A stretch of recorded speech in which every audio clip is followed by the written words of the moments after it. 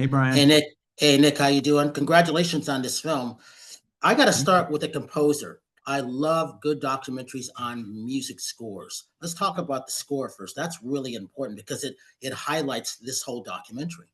Great. I'm happy to. I mean, I think Adam is an incredibly gifted, talented composer, and I was incredibly thrilled when he agreed to do this piece. So yeah, I don't know what else to say about it. I mean, I think he did an incredible job and found. I don't know, just found a way to supplement without overdoing it, and with a few wonderful little moments and grace notes. And I think it's an extraordinary and gorgeous score. Yeah, it's definitely it just works. That's the first thing I listen to as that percussionist. That just hits me and it just gets me into the mood for that. How do you get all of these people? I think of Eric Bogosian and then Helen Mirren with these voiceovers. How did all that happen? It was crazy. I don't know, to be honest. I mean, I first sort of we put this together with just my friends and people I knew who could sort of do this, and it was a scratch. I didn't know that this film would work. Like the idea for this film, I really we did a sort of very rough template of it. Then I brought in an actual editor, and it started to be good. And the whole time I was working on it, my wife and partner in the company, Jane Mendelson, was saying, "When are you going to get real actors?" And I was like, "Well, I think Eric, my friend who I did improv with, he's pretty good, you know." And she was like, "Come on." So we got to a point, and then I reached out through my agents and said, "Can you guys help?" And here's the letter, and we send it out. And 3 months go by, nothing, nothing. And now we're really getting down to it. And Adam has composed the music, and we're putting it all together. And then one day, out of the blue, I get a phone call. Dame Helen Mirren wants to be in your film. You'd have to ask her why, I mean, she did this for scale. They all did. But that opened the floodgates. And the next thing you knew, we had 5 Academy Award winners and this ridiculous, almost Pixar level voice cast. And even beyond Pixar, because we got, however, 30 incredible actors. Um, and I think, to be honest, I think what they all connected with is what I connected with, which are stories of people helping people who are persecuted for whatever reason, for being different, for, as one guy says in the film, like they were, I didn't care whether they were Catholic or Eskimos. They were persecuted people and you had to help them. And I think that the actors all, an actor's job is to empathize with a character and then bring that forward. So I think they are trained to empathize. And so they wanted to tell these stories that kind of highlight empathy. Maybe. Honestly, I don't know how we got them. And I don't know what would have happened if Helen Mirren had not said yes, but I'm so incredibly grateful that she did and that it, as I say, like Stephen Fry and Jeremy Irons, like they just all started falling into place. And within like 3 weeks, we had like a ridiculous cast, Um, Well, the interesting thing I think that Helen Mirren, every time I interview her, her publicist is Stan Roosevelt. He just does a great job, which is Clooney's publicist. And I'm like thinking maybe he reached out to them some kind of way, but as you know, the word does get out at that point, and I think that's great because the last time I saw her was for opening night this year for the Jewish Film Festival, and she came to support a composer, and I right, thought that was great. She was down. She was with her husband. I talked to him just really briefly, and because we're not doing in-person junkets anymore, so those days are right, over.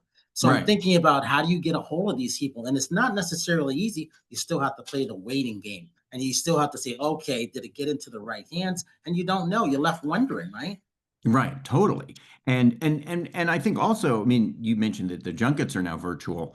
What made it possible was Zoom.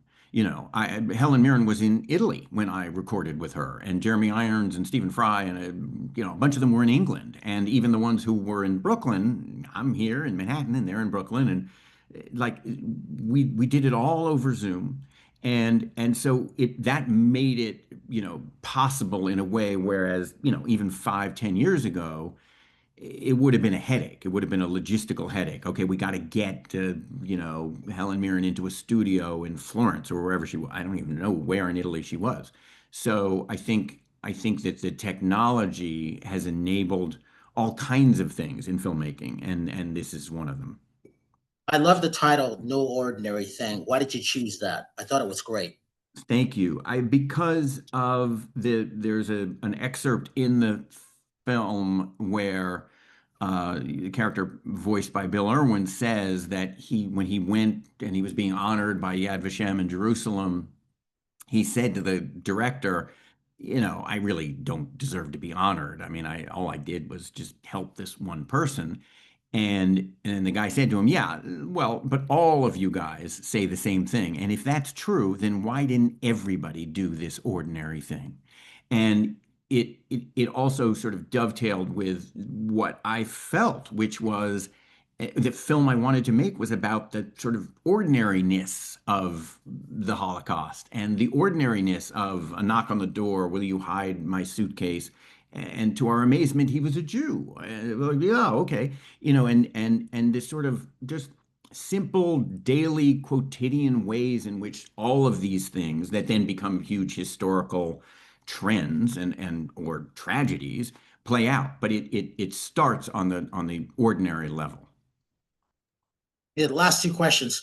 What would get the audience to come see this film? Because it's important. It is timely, especially with what's going on with ice raids, because you're seeing those people doing no ordinary thing.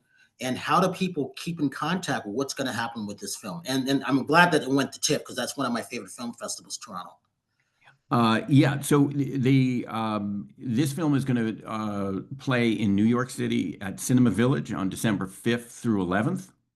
And it plays at 1, 3, 5, 7, 9, and 11 or whatever every day. And then it will have a streaming release probably next March, although the exact date is TBD. And they can follow the film on thisordinarything.com or on my social if I wasn't so inept at it, which is, I have an Instagram, Nick Davis Pro, I think. I gotta check that. But anyway, thisordinarything.com is where we'll be dropping all the information about the film. And yeah, I mean, I hope people come to the theater in part because I think it's so great to watch this film with other people. It really does encourage dialogue afterwards, and we've had some screenings where people just start gabbing and like, what would you do? Do you think you'd do the? I mean, I don't know. And it is relevant, and it's not a museum piece. It's a very current. I hope. I mean, it's impossible to watch this film and not think about how you would respond and what's going on today. It's great because I have done those things like that to help some of my friends, my female friends from an ex-boyfriend or, a husband. And, is my wife there? No, I haven't seen her. And she's standing right next to me because she needed to get away.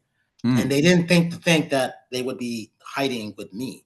And so you learn from doing these things. So yes, I have done those things and I would do those wow. things and probably still would do those things because I am doing those things. There's the Wow. answer to that. So Wow. Good for you, congratulations man. on all of that because it's it doesn't matter if it was then or today. It's still happening as we see, right, Nick? Yeah, man, that's great. Good for you. Yeah, well, thank you. And thank you for saying such nice things about the film. And yes, it's happening now. So what are you going to do about it? Exactly. Thank you for that, and we will see you hopefully in the future in person someplace because you just never know these days, right? Yeah, yeah, it'd be nice. Where are you based? I'm in Los Angeles, but I'm in Northern Illinois right now, and I leave tomorrow. I'm going to Georgia for like 3 weeks just to spend time. Usually, at the American Film Market, I spend time with my mom because I could because of junkets before. So there was like 23, 25 years where I couldn't go back east because I was doing junkets every weekend and Right, every day. right. So Well, now I can just like, hey, I'm out on the farm. It's cold, like 42 degrees, I think, and raining. So, I'll go outside with the chickens and continue helping my friend out. nice, nice. Great. Well, it's great meeting you. Thanks so much. Oh, yeah. You too, man.